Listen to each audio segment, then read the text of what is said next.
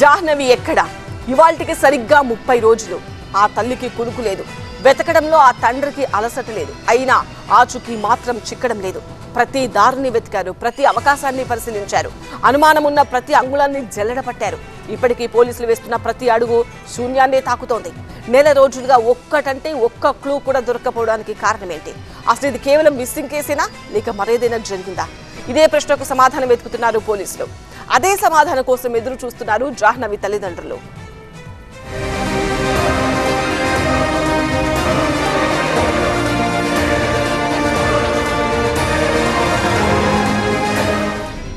చిట్టి తల్లి జాహ్నవి ఎక్కడుంది? ఎవరి చెంతన ఎలా ఉంది? పామాయిల్ తోటల్లో ఇంచుమించు వదలకుండా గాలించారు. కొండ ప్రాంతాన్ని కలియ తిరిగారు. అధికారులు శక్తి వంచన లేకుండా సెర్చ్ చేస్తూనే ఉన్నారు. అయినా జాహ్నవి జాడ తెలియరాలేదు. కాకినాడ జిల్లా తుని మండలం సిహెచ్ అగ్రహారంలో అదృశ్యమైన చిన్నారి జాహ్నవి జాడ ఇప్పటికీ లభించకపోవడం యావత్ రాష్ట్రాన్ని కలిచివేస్తోంది.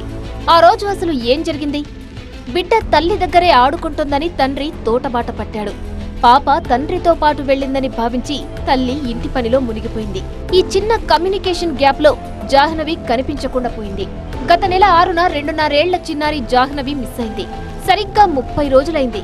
కాలం గడుస్తున్న కొద్దీ కన్నవారి గుండెల్లో ఆందోళన సుడులు తిరుగుతోంది. జీడిమామిడి తోటలో అదృశ్యమవ్వడం, అదంతా అటవీ ప్రాంతం కావడంతో అధికారులు రంగంలోకి దిగి గాలించారు. డ్రోన్ కెమెరాలు, థర్మల్ కెమెరాలు, డాగ్ స్క్వాడ్స్, ఎన్డీఆర్ఎఫ్ బృందాలతో దాదాపు 40 ఎకరాల ఆయిల్ పామ్ తోటలు, 200 ఎకరాల కొండ ప్రాంతాలను పోలీసులు జల్లెడపట్టారు. దర్యాప్తులో భాగంగా 37 సీసీ కెమెరాల ఫుటేజ్లను, 7 సెల్ టవర్ల పరిధిలోని వేలాది ఫోన్ కాల్స్ ను విశ్లేషించారు. గ్రామానికి వచ్చిన కొత్త వ్యక్తులు, అనుమానితుల కదలికలపై దర్యాప్తు చేసినా ఇప్పటికీ కీలక ఆధారం లభించలేదు. పాపతో పాటు వెళ్లిన పెంపుడు కుక్క 3 రోజుల తర్వాత ఒంటరిగా ఇంటికి వచ్చింది. దానికి జీపీఎస్ కట్టి వదిలినా లాభం లేకపోయింది. ఆ తర్వాత అది కూడా అనారోగ్యంతో చనిపోయింది.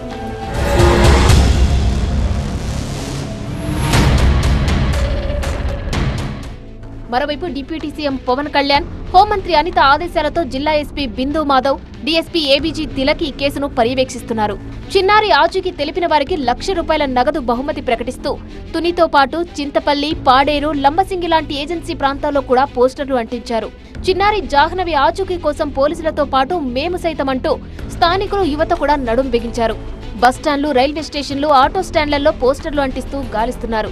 గారాల పట్టి ఎప్పుడెప్పుడు వస్తుందా అని కన్నవాళ్లు కళ్ళు కాయలు కాచేలా ఎదురు చూస్తూనే ఉన్నారు.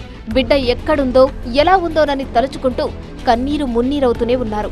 తల్లి భవానీ తన కుమార్తెను క్షేమంగా తిరిగి అప్పగించాలంటూ కన్నీటి పర్యంతమవుతుండగా తండ్రి గణేష్ స్వయంగా గ్రామాలు తిరుగుతూ పోస్టర్లు పంపిణీ చేస్తూ తన బిడ్డ ఆచూకీ కోసం ప్రజలను వేడుకుంటున్నారు.